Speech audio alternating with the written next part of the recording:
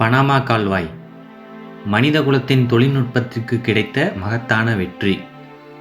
மனிதன் நினைத்தால் எதையும் சாதிக்க முடியும் என்பதற்கு உதாரணம், கடல்ல மிதக்கும் பலாயிரம் டன் எடை கொண்ட கப்பலை அப்படியே தூக்கி மலை மேலே மிதக்க விட்டது தான். இந்த பெருமை எல்லாமே இந்த பனாமா கால்வாயை தாங்க சேரும். அதிக விஷத்தன்மை வாய்ந்த பாம்புகளும் மலேரியா, டெங்கு போன்ற கொடிய வியாதிகளை பரப்பும் கொசுக்கள் நிறைந்த அடர்ந்த காடுகளை கொண்ட மலைகளை கடந்து சுமார் 25,000 உயிர்பலிகளுக்கு பிறகு கட்டி முடிக்கப்பட்டது தான் இந்த பனாமா கால்வாய். இத்தகைய பனாமா கால்வாயில் பார்த்தாலும் சரி, பயணம் செஞ்சாலும் சரி, பரவசம் உண்டாகும் என்பதில் எந்த ஒரு மாற்று கருத்தும் கிடையாது. எல்லாருக்கும் வணக்கங்க. நான் மாருதி. கார்கோ ஷிப்ஸ்னு சொல்கிற சரக்கு கப்பலில் வேலை பார்க்குறேன்னா கப்பல் நடைமுறைகளை பற்றி பல்வேறு வீடியோக்கள் மூலமாக உங்களோட ஷேர் பண்ணிட்டு வர்றேங்க. என்னோடய சேனலுக்கு இது வரைக்கும் நீங்கள் சப்ஸ்கிரைப் பண்ணலைன்னா கண்டிப்பாக சப்ஸ்கிரைப் பண்ணி சப்போர்ட் பண்ணுங்கள். கொஞ்ச நாளைக்கு முன்னாடி அமெரிக்காவோட ஹூஸ்டன் துறைமுகத்திலேருந்து கிளம்பிய எங்கள் கப்பல் பனாமா கால்வாய் வழியாக ஜப்பான் போகுது அப்படிங்கிற வீடியோவை பதிவு செஞ்சுருந்தேன்.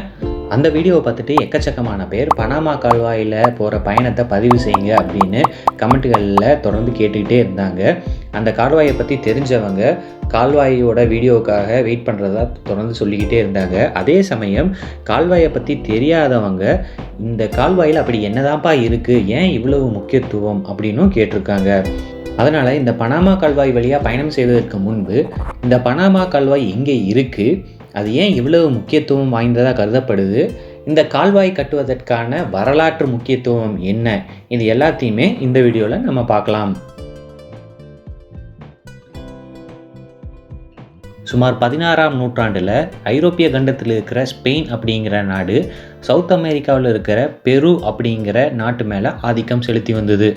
பெரு நாட்டில் இருக்கிற தங்கம், வைரம், வைடூரியம், செல்வங்கள் மற்றும் கனிமங்கள் அனைத்தையும் ஸ்பெயின் நாட்டுக்கு கடத்தினாங்க.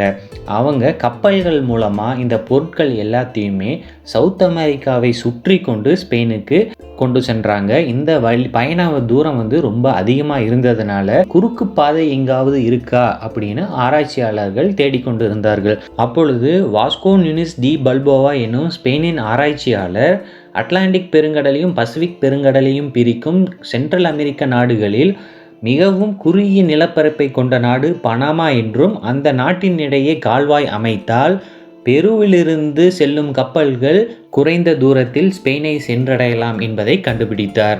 இச்செய்தியை அறிந்த அப்போதைய ஸ்பெயினின் மன்னரான சார்லஸும் கால்வாய் கட்டுவதற்கான உத்தரவை பிறப்பித்தார்.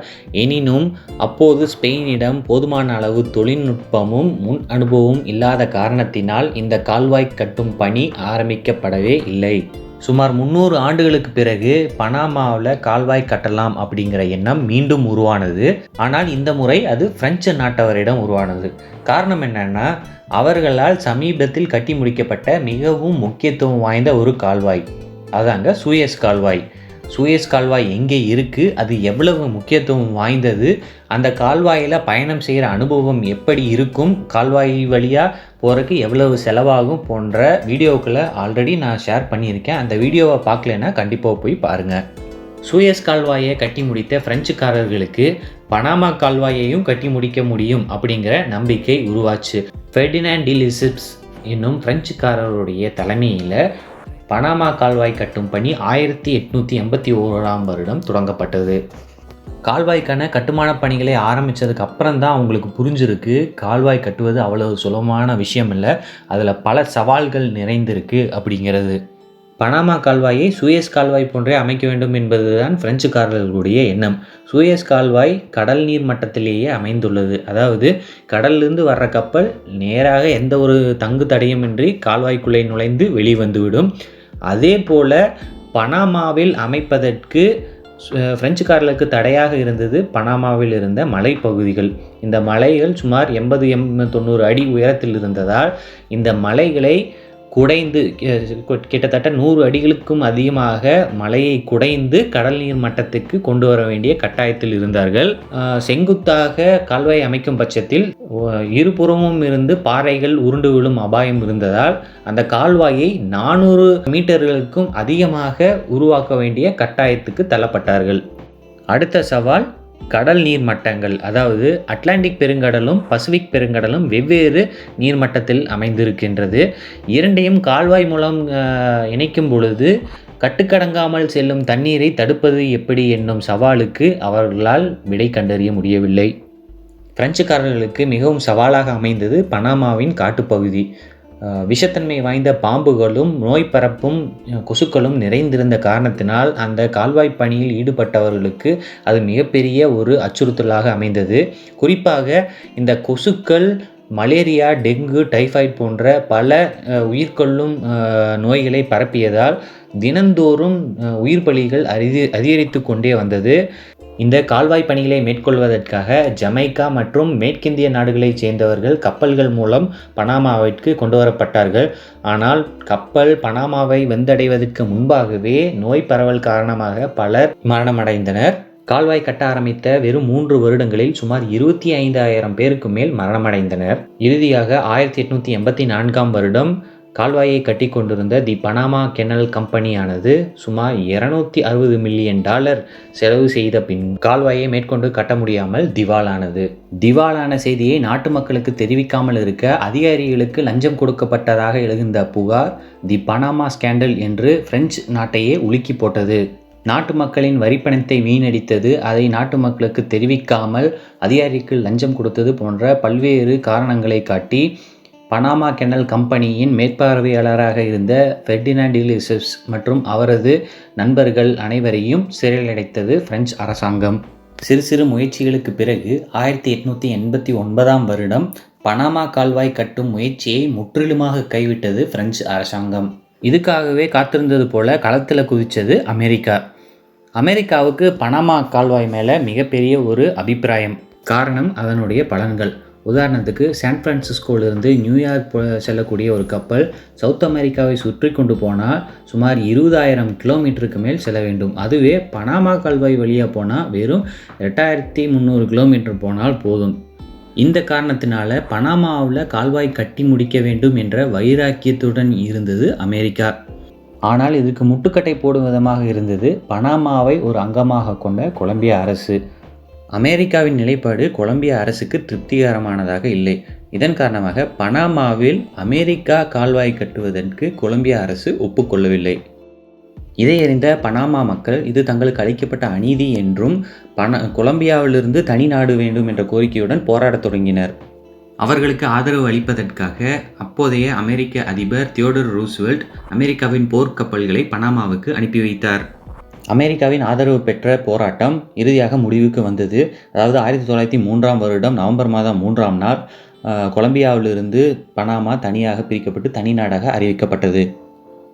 தங்களின் விடுதலைக்காக உதவிய அமெரிக்கர்களுக்கு பனாமாவில் கால்வாய் கட்டுவதற்கு அனுமதி அளித்தது புதிதாக உருவாக்கப்பட்ட பனாமா அரசு. இதற்கு ஈடாக சுமார் $10 மில்லியன் ரொக்கமும் அதை தவிர வருடம் சுமார் 2,50,000 அமெரிக்கன் டாலர்களை அமெரிக்க அரசு பனாமாவிற்கு வழங்க வேண்டும் என்றும் ஒப்பந்தம் தீர்மானம் செய்யப்பட்டது.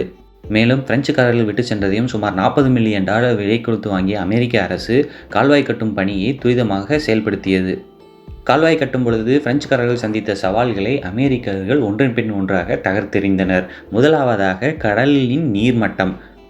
சூயஸ் கால்வாய் போன்றே கடல் நீர் மட்டத்தில் பனாமா கால்வாயை அமைக்க முடியாது என்பதை உணர்ந்து கொண்ட அமெரிக்கர்கள் உலகிலேயே புத்தம்புது ஒரு தொழில்நுட்பமாக கால்வாயில் கதவுகள் அமைத்து அதில் தண்ணீரை நிரப்பி கப்பலை அப்படியே தூக்கி மலையை கடந்து பிறகு கப்பலை கீழே இறக்கி கடலில் மிதக்கவிடும் ஒரு தொழில்நுட்பத்தை கண்டுபிடித்தனர். இதன் மூலம் கால்வாயை அதிக ஆழம் மற்றும் அகலத்திற்கு தோண்ட வேண்டிய அவசியமில்லை என்பதை உணர்த்தினர். அடுத்த சவாலான மலேரியா மற்றும் டெங்குனால் ஏற்பட்ட மரணங்களுக்கு காரணம் அங்கே இருந்த கொசுக்கள் என்பதை அறிந்து கொண்ட அமெரிக்கர்கள் உலகிலேயே மிக பெரிய சுத்திகரிப்பு தொழிலை மேற்கொண்டனர். தேங்கிய தண்ணீர் அனைத்தையும் அங்கிருந்து அகற்றினர். இதன் மூலம் உயிர் பலி வெகுவாக குறைந்தது.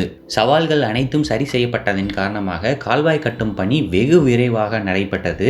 சுமார் 40,000 தொழிலாளர்களின் கடின உழைப்பால் கட்டி முடிக்கப்பட்ட அந்த கால்வாய் 1914ஆம் வருடம் ஆகஸ்ட் மாதம் 15ஆம் நாள் திறக்கப்பட்டது.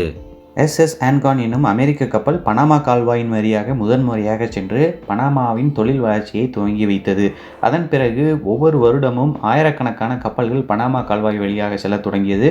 ஒவ்வொரு கப்பலும் அதன் உருவம் மற்றும் எடைக்கு தகுந்தாற்போல கட்டணம் வசூலிக்கப்பட்டது. இதன் காரணமாக பனாமா கால்வாய்க்கு கிடைக்கும் வருமானம் பெருகிக் கொண்டே போனது. இந்த வருமானம் அனைத்தும் அமெரிக்கர்களின் கைக்குள்ளே சென்றது.